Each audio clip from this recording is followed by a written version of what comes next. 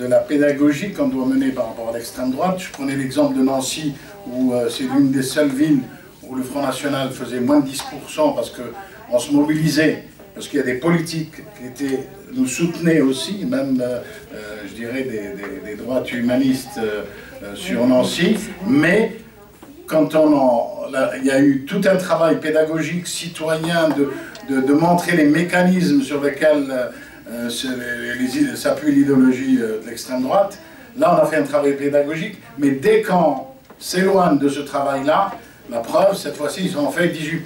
C'est la première fois que l'extrême droite sur Nancy fait au-delà de 10%.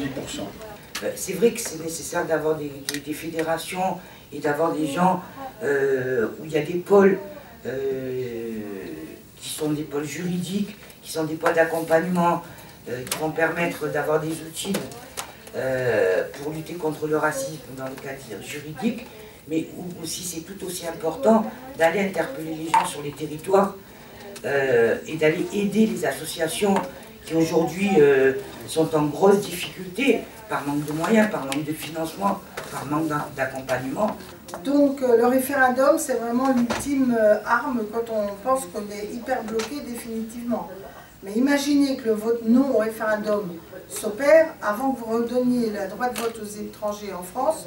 Il va falloir attendre des 1000 et des cents.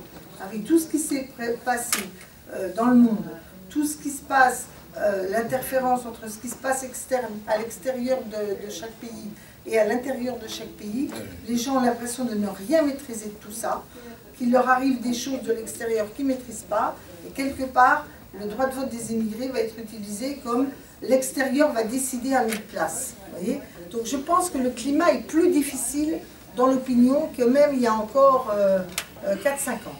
Hein. Au début du quinquennat, c'était majoritaire. Ah mais je ne vous dis pas l'inverse, je vous dis 4, oui, enfin mettons 3 ans. Donc il faut qu'il y ait un vote au Parlement. On n'est pas obligé de gagner tous les votes. Mais il faut le mener, cette bataille. Et c'est plutôt après qu'on verra si, au dernier recours, c'est le référendum qui est mieux. Cette posture qui consiste à dire, en fonction du résultat, on va y aller ou pas, moi, sincèrement, ça ne m'agrée pas. Ce qui me permet de dire, tiens, là j'ai choisi des politiques pour qui j'ai été mettre mon bulletin de vote, ça vaut le coup, parce qu'au moins, quand ils disent quelque chose, ils le font.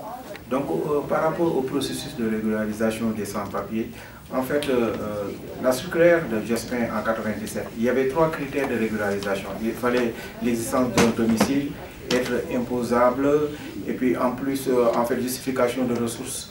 Et on voit que les travailleurs, les sans-papiers, au-delà même, ils travaillent, mais ils payent des impôts.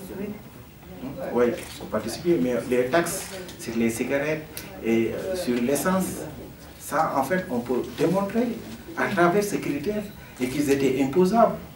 Pourtant, même au niveau du Conseil d'État, ça passait. Marie-Noël, Patrick Luyaric, etc. disent le combat pour les travailleurs sans papier, le combat pour les immigrés, c'est pas un combat qu'on doit simplement laisser à faire aux parlementaires, mais il faut continuer de mener le combat dans l'opinion publique, dans la population. C'est un combat de solidarité qui doit s'exprimer par la mobilisation citoyenne, par les habitants, par les gens qui doivent prendre part à ce combat-là, et on n'a pas élu la gauche au pouvoir pour avoir confiance en elle aveuglément.